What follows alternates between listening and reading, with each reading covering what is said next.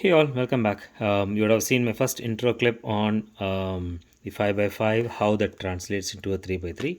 If you have not watched it, please have a look at that. So now today we're going to talk about how we are going to solve this. So as I said, the centers are fixed. The centers cannot be changed. So I would start with, theoretically, we'll always start with an yellow. So I'll take the yellow. So this is your yellow, and obviously the opposite side for this will be your white, right? So that is white. And if you have yellow on the top and white in the bottom, and you face the orange as you're facing Q, then the left will be green, which it is, and the right will be blue, and the back side will be red.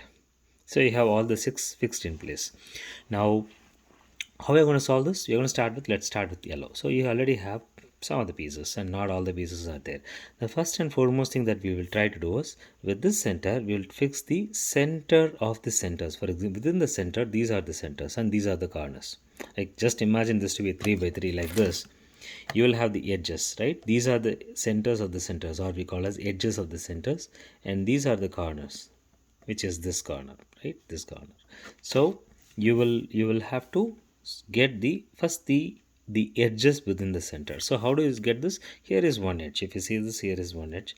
So try to bring this edge to the left hand side, and ensure that if you have an edge that is already solved, that is on the left hand side. So what you need to do is, you bring this edge or the center that you want to solve as facing you.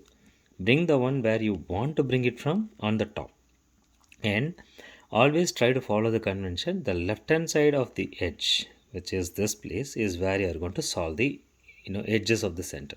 So here there is no edge that is solved already. If you see this, all the four are different colors, they are not yellow. So you can pick anything. Since there is nothing that is solved already, you just move it here. So you already have one of the edges.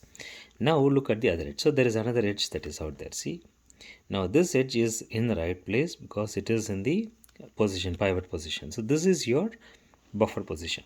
So from the pivot, you need to push it to the buffer. So what you need to do is, we just need to follow this pattern. This, let's call this as L. Okay, so when you do an L, this comes here, but you need to get this back, the one that has gone down to back. So what you need to do is, you move it to the right using a F, and then you put an L prime. So if you put an L, F, L prime, when you have it at pivot and you have the buffer position already, which is facing you, you can get the, what you call as L, F, L prime. So that will make sure that you get this. Now let's look at the next one. So you look at, okay, so here is one more edge center that we have. So let's move to the pivot position. Okay, and here is your buffer. So you need to bring, when you have an unsolved position, unsolved edge center, you move the solved edge center here. So this is important because otherwise you will scramble this. Instead of scrambling this, you need to build on it. For example, now we have a center, edge center, and an edge center 1, edge center 2. Now we need to build the edge center 3 and 4. For you to do this edge center from here to here, you need to have the edge center that is fixed in the buffer position, not this way. If you do it, you will scramble this. So you need to make sure that you keep the, either of them is fine. So you need to put edge center that is already fixed in the buffer position. Keep the pivot here, and then do the same thing. You do one L, and then when you do it, you can do an F or F prime. Now keep in mind, last time we did an F because there was nothing there. So if you have already moved here, the buffer has already gone. So if you move an F, you will scramble this. So instead you do a F prime. So this is more of visually you can do it. So now you have got secured these edge centers, and you move the L prime, right? So what happens is, now you have built the 3, 1, 2, 3 are there, where you got all the edge centers fixed. Now look at the fourth position. Okay, so let's see where the fourth is. So here it is. It is not in the proximity. It is not in either of this or this or this or this. It is in the back. So what you do is, you need to bring this edge center to closer to this. So how do you do it? You just move this with a middle center and then move it away from the center and then move it back. So that way you will not distort this, but you bring this edge center to the close, right? So now again bring it back. You have the edge centers and you have the pivot.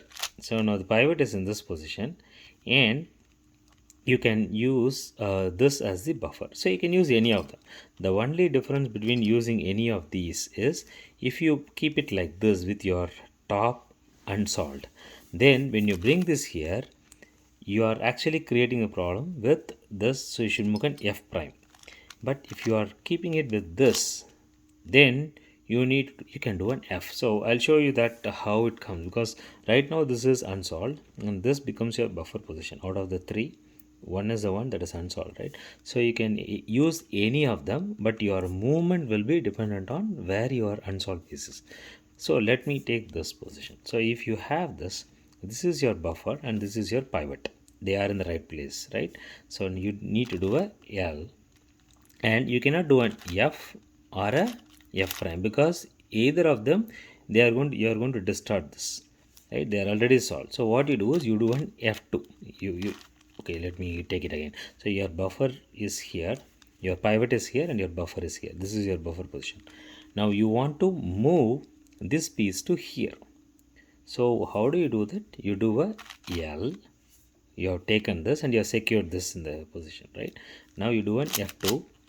So you are now, this buffer position is free. Now you do a, so depending on where you want to solve, you will do an L. As always, you keep this as your pivot and this as your buffer, and you do an L. Without, invariably you will do an L like this, right? You do this L, but depending on where your unsolved piece is there, you can do an F or an F2 or F prime, one of them. So that way you can move this and rotate it out. Now you have got the plus, which is your cross, yellow cross. And luckily you have also got one of the solved edge corners. The center corners. So this are the center corners. These are the edge centers.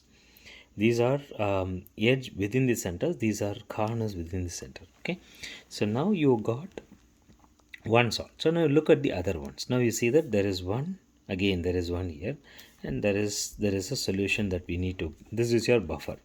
So what you need to do is you need to do the other way. Instead of bringing that piece here, you will try to go and fetch it here. For example, you move this row to here and then get it solved here and then bring it here and then rotate it.